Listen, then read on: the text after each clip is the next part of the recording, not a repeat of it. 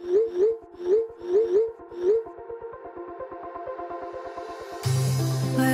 we go,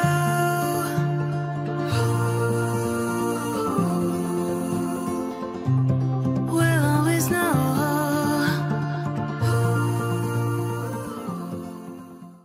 hi guys, welcome to the love in light 369 tarot. कैसे हो आप सभी? उम्मीद है आप सभी बहुत अच्छे होगे और अपनी लाइफ में आगे बढ़ रहे होगे। सो गाइस, मैं हाजिर हूँ आप सभी के सामने एक और न्यू रीडिंग लेके, और रीडिंग होगी करंट फीलिंग्स, करंट एनर्जीज़ के लिए। देखेंगे कि इस वक्त आपके पार्टनर की एनर्जीज आपके लिए क्या है, वो आपके बारे में क्या सोच रहे हैं, आपके लिए कैसा फील कर रहे हैं, उनके फीलिंग, इमोशन, थॉट्स क्या है। ओके, ये एक general timeless and collective reading है। आप इसे जब मर्जी देख सकते हो, आपको हेल्प करेगी। और अगर आप मुझसे पर्सनल रीडिंग लेना चाहते हो तो स्क्रीन पर व्हाट्सएप नंबर दिए गए हैं, आप उस पर कांटेक्ट कर सकते हो for love reading, health reading, career reading. सभी तरीके की रीडिंग्स मैं करती हूँ।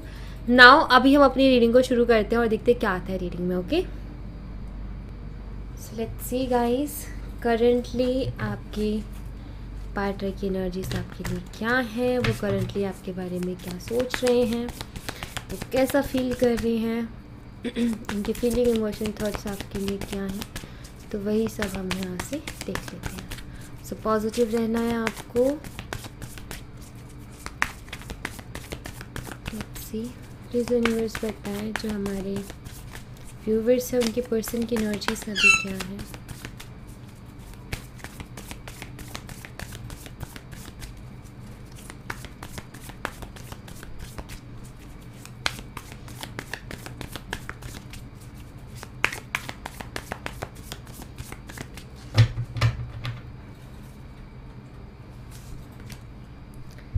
Ten of Cups, King of Pentacles,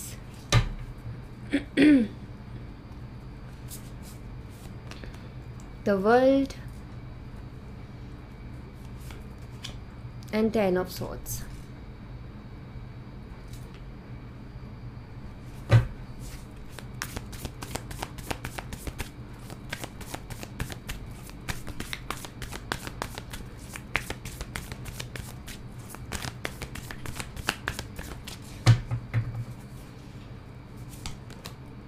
Knight of Swords, the Hierophant, the Empress, and King of Cups. Bottom of the deck से है नाइन ऑफ पेंटिकल की energy. So guys, यहाँ पर मैं आपको साइन बता देती हूँ। तो यहाँ पर साइन टॉरस, वर्गो, कैप्रिकॉर्न है, वृषभ, कन्या और मकर राशि। कैंसर, स्कॉर्पियो, पाइसेस है, कर्क, मीन और वृश्चिक राशि। जेमिनी, लिब्रा, एक्वेरियस, मिथुन, तुला और कुंभ राशि। तो ये साइन मुझे यहाँ पर दिखाई देते हैं। और उसी के साथ गाइस, मैं यहाँ पर अगर करंटली आपके पर्सन की एनर्जीज़ को देखूँ तो मुझे दिखाई देता है कि आपके जो पार्टनर है ना, एक्चुअली ये कनेक्शन बहुत अच्छा था आप दोनों का, काफ़ी अच्छा बॉन्ड था, काफ़ी अच्छी अंडरस्टैंडिंग थी। एंड आपके पार्टनर थोड़े से प्रैक्टिकल रहे हैं जहाँ तक मुझे दिखाई देता है। एंड आपके पर्सन का एक ये भी रहा है कि इनको ना ऐसा फील होता था कि कोई चीज़ इनको छोड़ के नहीं जा सकती, या फिर मतलब इनको ना खुद के ऊपर, कहते हैं ना, एक इंसान को ऐसा रहता है कि नहीं, मैं दुनिया में कोई भी चीज़ की तरफ देखूंगा या देखूंगी तो वो चीज़ मेरी हो जाएगी। एक होता है ना ऐसा। तो इस तरीके का एटीट्यूड कहीं ना कहीं आपकी पर्सन का था कि लाइक इनका ये था कि मैं बेस्ट से बेस्ट चीज़ डिज़र्व करता हूँ या करती हूँ। एंड दुनिया में कोई भी चीज़ हो जिसके ऊपर मैंने हाथ रख दिया या जिसकी तरफ देख लिया वो मेरी होगी। खुद को उतना ज़्यादा लाइक चार्मिंग एंड वैसा समझना कि यस, मैं कहीं ना कहीं कुछ तो है।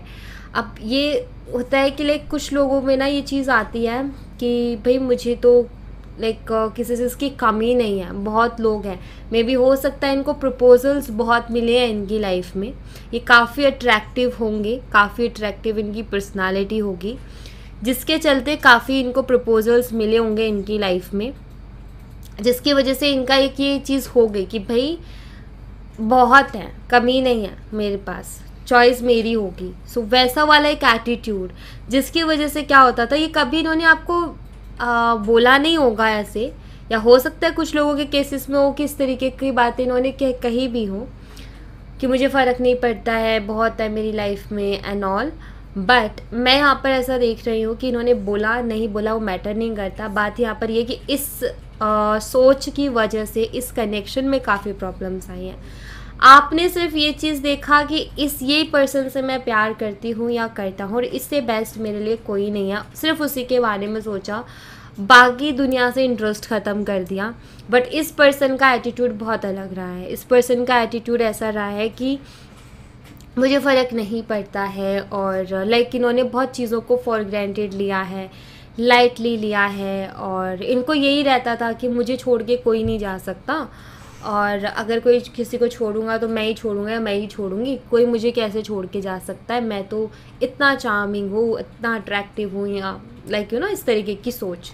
सब समझ रहे होगे कि मैं किस एनर्जी को यहाँ पर रिप्रेजेंट करने की कोशिश कर रही हूँ, मतलब जो यहाँ पर एनर्जी है मैं उसको कैसे वो कर रही हूँ, जो एक्सप्लेन कर रही हूँ वो मैं कैसी एनर्जी कर रही हूँ। सब समझ पा रहे होगे क्योंकि जिनके साथ ये चीज़ हुई है वो बहुत जल्दी इस चीज़ को समझ जाएंगे कि यस ऐसा हुआ है।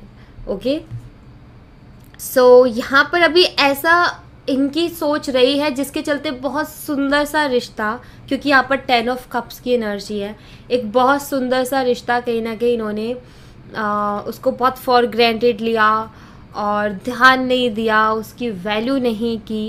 एक्चुअली यहाँ पर मुझे ये दिखाई देता है कि आपकी एनर्जीज उनसे ज़्यादा हाई हैं।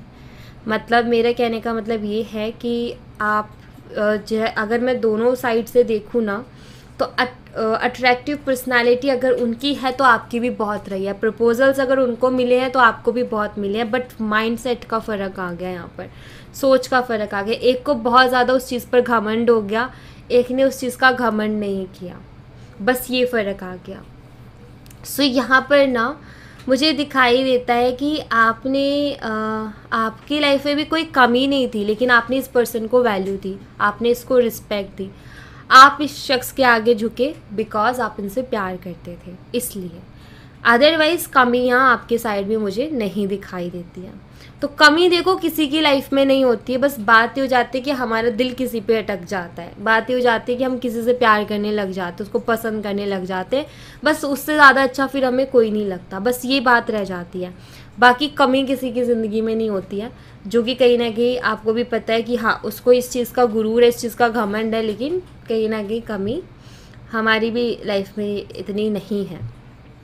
लेकिन वही चीज़ हो जाती है कि इंसान की फितरत बदल जाती है वक्त के साथ, चीज़ों के साथ, तो ऐसा भी है यहाँ पर। और मुझे ऐसा दिखाई देता है कि जब आप इनके साथ थे, जब मतलब आप दोनों का कनेक्शन था, जब आप मिले थे शुरू में, तो काफ़ी चीज़ें अलग थी। और अभी अगर आप देखें कंडीशंस, तो इनकी फाइनेंशियल कंडीशंस बहुत सुधरी हैं, इन्होंने अपनी लाइफ में काफ़ी ज़्यादा ग्रो किया है और उसके बाद में इनके बिहेवियर में बहुत बड़ा चेंज आया है। तो ये सारी चीज़ें हर्ट कर जाती है, क्योंकि हम किसी के उस टाइम में उसके साथ थे जब वो काफ़ी परेशान था, लेकिन जब उसके हालात सुधरे तो वो हमें ही भूल गया। तो ऐसा भी होता है, तो यहाँ पर वो भी एनर्जी मुझे दिखाई देती है।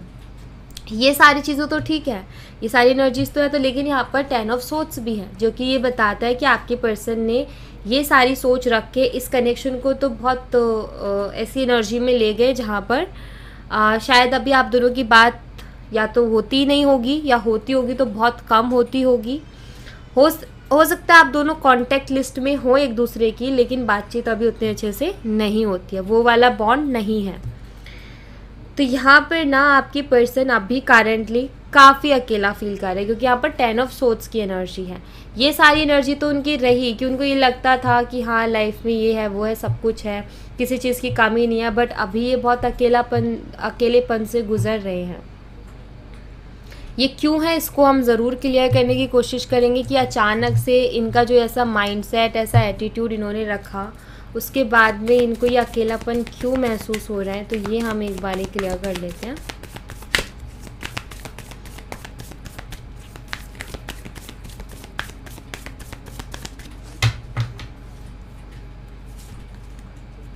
Queen of pentacles, king of pentacle, queen of pentacle, the moon, 6 of cups. Okay, यहाँ पर सोलमेट कनेक्शन की वाइब्स आ गई हैं। King of pentacle, queen of pentacle, यहाँ पर 6 ऑफ कप्स आ गया है। अब बात यहाँ पर ये है कि अकेलापन क्यों महसूस कर रहे हैं, बिकॉज ये हाँ एक एटीट्यूड में तो है कि मुझे लाइफ में किसी चीज़ की कमी नहीं है। कमी किसी की लाइफ में नहीं होती, बात होती है अंडरस्टैंडिंग की कि किसके साथ अच्छी अंडरस्टैंडिंग है हमारी, किसके साथ हम एक कनेक्शन फील कर पा रहे हैं, सोल टू सोल कनेक्शन। तो यहाँ पर बात ये है कि आपके पर्सन को आपके साथ एक कनेक्शन फील होता है, आप उनको परफेक्ट मैच लगते हो अपने लिए। बेशक वो इस चीज़ को रखेंगे कि मेरी लाइफ में कमी नहीं है, मुझे फ़र्क नहीं पड़ता, बहुत लोग हैं और लाइक इस तरीके का एटीट्यूड ये रखते हैं, इस तरीके की सोच ये रखते हैं, लेकिन कहीं ना कहीं अंदर से ये जानते हैं कि हाँ लोग तो बहुत है लेकिन ये मेरे लिए एकदम परफेक्ट है, ये पर्सन मेरे लिए एकदम परफेक्ट है, अगर ये रहेगा लाइफ में तो मेरी लाइफ थोड़ी अलग रहेगी। सो फ़र्क है, लोग बहुत होते हैं लेकिन लोगों में फ़र्क होता है। तो वही चीज़ मुझे यहाँ पर दिखाई देती है कि अकेलापन इसलिए महसूस कर रहे हैं कि लोग तो इनकी ज़िंदगी में बहुत है लेकिन आपके जैसा नहीं है। ठीक है, हर इंसान अलग होता है, हर इंसान का नेचर अलग होता है, हर इंसान की क्वालिटीज़ अलग होती हैं, तो सेम चीज़ मिल ही नहीं सकती कभी भी।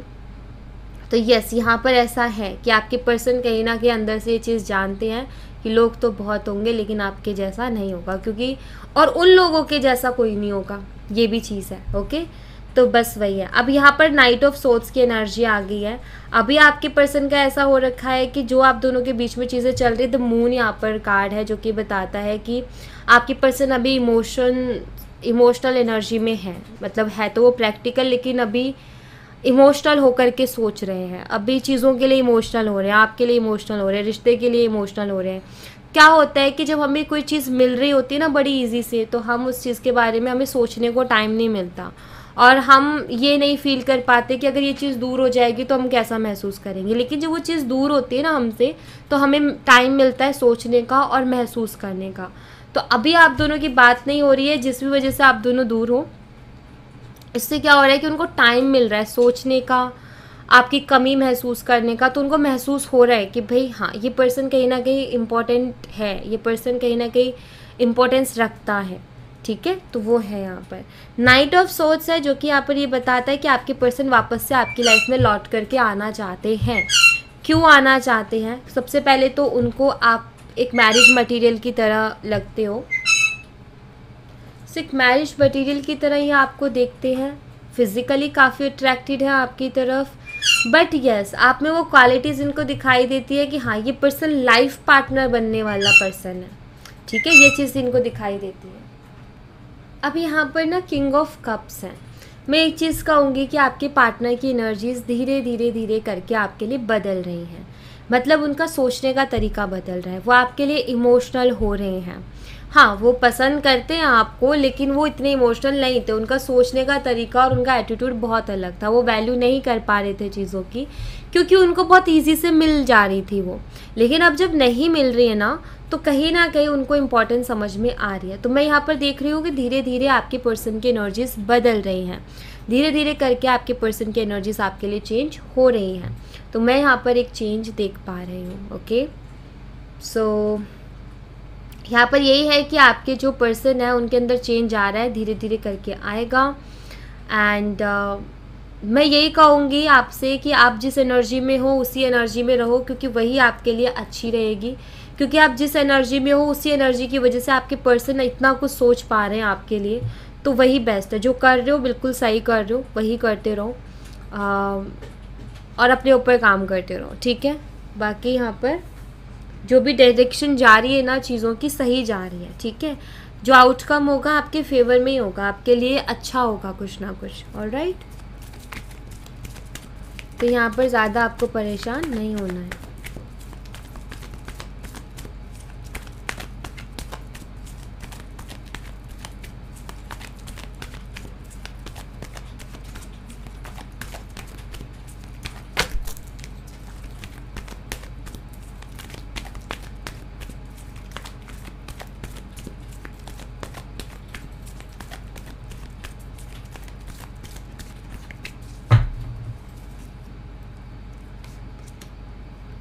Live in the moment, meditation, awakening, karmic partner, conflicts,